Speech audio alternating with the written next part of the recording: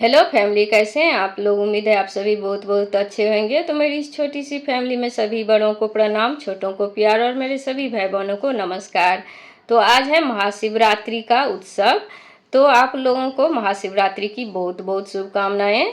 बाबा भोलेनाथ और माता पार्वती की कृपा हम सभी पर बने रहे और आप सभी का सपोर्ट मुझ पर बना रहे।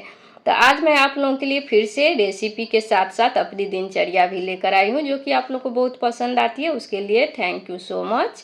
तो सबसे पहले मैं उठ के थोड़ा देर भगवान जी को प्रणाम करती हूँ, नाम जप करती हूँ। और चादर वादर आज चेंज करना था, तो सब कुछ हटा के साफ सफाई करके मतलब समझिए जो मैं अपना बेडरूम का ना सही करके ही निकलती हूँ। फिर बच्चे लोगों को दे दिया गर्म पानी, दूध, कॉफ़ी, बॉर्नवीटा। और मैं अपने लिए बनाई हूँ अजवाइन जीरा का पानी, जो कि मैं सुबह सुबह पीती हूँ। और चाय हम पीते हैं बाद में। तो देखिए हम सारा काम करके साफ सफाई करके नहा के तैयार भी हो गए।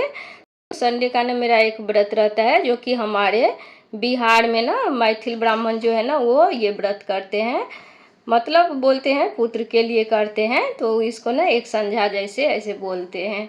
तो इसमें ना हमें भोग लगाना रहता है, मीठा खाना रहता है और एक बार ही खाना रहता है। तो मैं उसी की तैयारी कर रही हूँ। तो अभी ना थोड़ा पूजा की हूँ।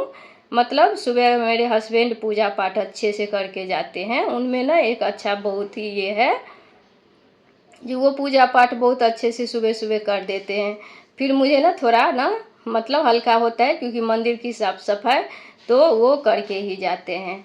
तो फिर मैं नहा धो के थोड़ा अगरबत्ती सब जला के आ गई हूँ, और बाकी का पूजा हम बाद में करेंगे, जो कि आप लोगों को मैं बताऊंगी अभी, मतलब दिखाऊंगी।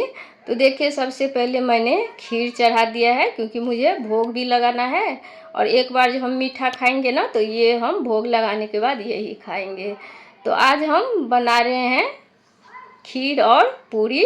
और इसमें आप खा सकते हैं चूड़ा दही, या लोग ना मतलब बिना नमक का आलू का भुजिया, चावल ऐसे भी खाते हैं। आप फ्रूट भी खा सकते हैं, लेकिन एक बार ही खाना है कुछ भी सारा दिन में।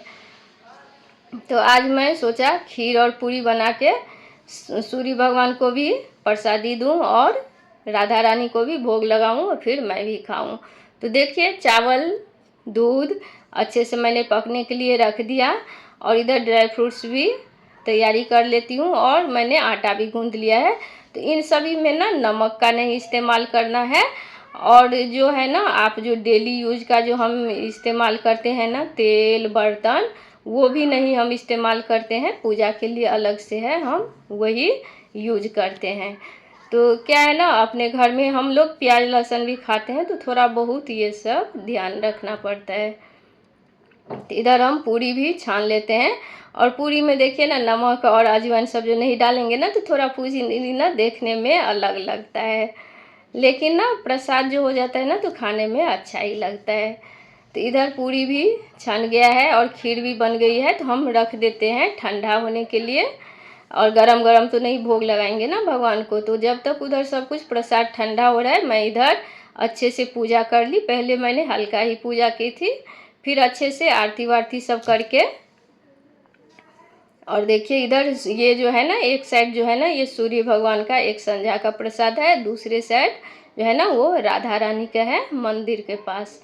तो अब मैं राधा रानी को भोग लगा के फिर सूर्य भगवान की पूजा कर लेती हूँ। और फिर मतलब प्रसाद उस करके, और इसमें क्या है ना सारे घर के लोग आके सूर्य भगवान को प्रणाम करते हैं, और फिर जो मतलब व्रती है ना वो खाती है। अब मुझे ना मतलब कल तक ना कुछ भी खाना पीना नहीं है, बस एक बार जो मैं दोपहर को खा लेती हूँ वही है।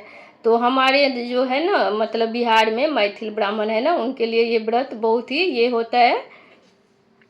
तो आप लोगों को इस व्रत के बारे में जानकारी है या क्या, मुझे ज़रूर कमेंट करके बताइएगा। तो अब मतलब मेरा ये था ना बाकी घर के लोगों के लिए तो मुझे खाना बनाना ही पड़ेगा। तो इधर मैं सोचा आज बना देते हैं मूली का पराठा, जो कि मेरे ना बच्चों को बहुत ज़्यादा पसंद है। मेरे हस्बैंड को कम पसंद है, बच्चों को बहुत ही ज़्यादा पसंद है। तो मैंने 2 मूली घस लिया है, और ये देखिए पतले वाले से आप ना कभी भी मूली पराठा बनाइएगा ना, तो मोटा वाला जो आता है ना कद्दूकस जिससे हम गाजर सब घसते हैं उससे नहीं, जो मतलब पतला वाला एक आता है लहसुन अदरक घिसने का, उससे घसिएगा तो मतलब बहुत अच्छा फूलता है मूली पराठा। और मोटा घिसेंगे ना तो अच्छे से नहीं फूलता है। तो उसमें हम मिक्स करेंगे थोड़ा आलू, और इधर हमने सारे मसाले तैयार करके रख लेते हैं। जैसे अदरक डालेंगे, और ना मैं जिस दिन व्रत करती हूँ ना उस दिन प्याज लहसुन चूल्हे पे भी नहीं डालती हूँ, क्योंकि मैं प्रसाद, अब देखिए शहर है, उतना घर तो नहीं है हम 2-3 चूल्हा रखे, 2-3 किचन ऐसे तो नहीं है, तो एक में ही करना पड़ता है। तो थोड़ा बहुत हम साफ सफाई का ध्यान रखते हैं, बाकी राधा रानी जैसा रखना चाहे। तो दोस्तों आप लोग कहाँ से ये वीडियो देख रहे हैं वो कमेंट में ज़रूर बताइएगा। और आप लोग ना मतलब लाइव में इतने कमेंट करते हो, इतना कुछ पूछते हो, तो आप वीडियो और शॉर्ट्स के में भी मतलब पूछ सकते हैं, कमेंट कर सकते हैं, इसमें तो मैं और जल्दी ही रिप्लाई देती हूँ। तो देखिए अब हम ले लेंगे गेहूं का आटा और डालेंगे स्वाद अनुसार नमक, थोड़ा मिर्ची पाउडर और हल्दी पाउडर कलर के लिए ही, बाकी ज़्यादा नहीं डालना है। थोड़ा जीरा पाउडर, अजवाइन, कलौंजी और 2 चम्मच दही, कस्तूरी मेथी और घी, और इन्हें हम अच्छे से मिक्स करेंगे। पहले ना इन सभी मसालों को हम आटे में अच्छे से मिक्स करेंगे। तो आप ना मूली पराठा एक बार ना मेरे तरीके से बना के देखिएगा, मतलब ऐसा तरीका आपको ना पहले मुझे नहीं लगता है देखे होंगे। और एक भी पराठा ना टूटेगी नहीं, फूटेगी नहीं, और एकदम फूले फूले से बनेंगे। फिर मैंने डाला थोड़ा काला नमक। अब डाल देंगे 1-2 आलू घिस के ना ज़रूर डालिएगा, बहुत ही ज़्यादा मस्त बनती है मूली का पराठा, क्योंकि उसमें ना थोड़ा बाइंडिंग आ जाता है, नहीं तो टूटने लगता है मूली का पराठा। और देखिए मूली भी मैंने बहुत ज़्यादा डाला है। तो मूली घिस के, आलू घिस के, धनिया पत्ती और अदरक मिर्ची का पेस्ट, क्योंकि आज मैंने प्याज लहसुन नहीं यूज किया, नहीं तो आप प्याज चॉप करके और लहसुन भी घिस के पेस्ट डाल सकते हैं। तो अब हम बना लेंगे मूली पराठे। तो दोस्तों ये ना सुबह से जो मैं लगी हूँ ना, तो ये ना 2:30-3 बजे तक का है।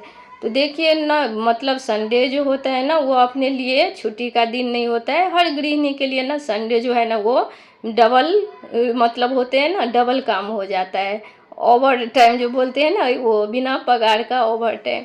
तो आप लोगों को अगर थोड़ी भी रेसिपी और मेरा ब्लॉग अच्छा लगा हो तो लाइक कमेंट शेयर आप लोग ज़रूर कीजिएगा, जो कि आप लोग नहीं करते हैं, बहुत कंजूसी करते हैं। तो प्लीज़ आप लोग ना थोड़ा दिल खोल के लाइक कमेंट सब्सक्राइब कीजिए। तो ये देखिए, और मैं ना बहुत ही लच्छेदार मूली का पराठा भी बनाती हूँ।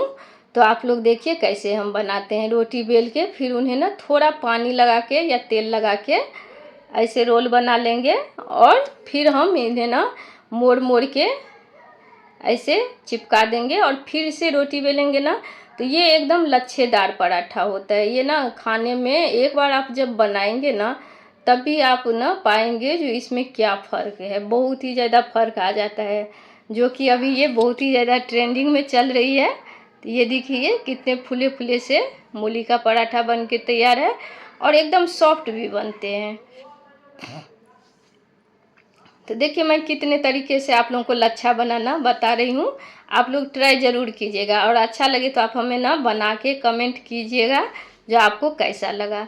तो मैंने ना ये तीसरा तरीका बता रही हूँ। तो लच्छा आप रोटी बना सकते हैं, लच्छा पराठा बना सकते हैं, जो कि बहुत ही ज़्यादा बच्चे को भी पसंद आता है, क्योंकि इसमें ना बहुत लच्छेदार निकलता है। तो बच्चे लोग चटनी वटनी के साथ ना बहुत अच्छे से खा लेते हैं। ये देखिए इन्हें ना, देखिए कितना फूला है देखिए। और इसमें मूली कितना ज़्यादा डाला था, आपने देखा था, जितना आटा था ना उतना ही ज़्यादा हम मूली डाले थे। और हम बना लेंगे कद्दू की सब्ज़ी, क्योंकि मैं बताई ना मेरे हस्बैंड को थोड़ा कम पसंद है मूली पराठा। तो उनके लिए ना मैं पहले ही चावल बना के रख दी थी, दाल चावल। अभी ना कद्दू का ना सूखा भुजिया बना देंगे, तो मेरे दोनों बच्चे और मेरे हस्बैंड मिला जुला के खा लेंगे। तो कैसी लगी आप लोगों की आज की ब्लॉग वो कमेंट में ज़रूर बताइएगा, और अगर अभी तक सब्सक्राइब नहीं किए तो सब्सक्राइब करके बेल आइकन ज़रूर प्रेस कर दीजिएगा। मिलते हैं नेक्स्ट वीडियो में, तब तक के लिए bye bye, take care, Radhe Radhe.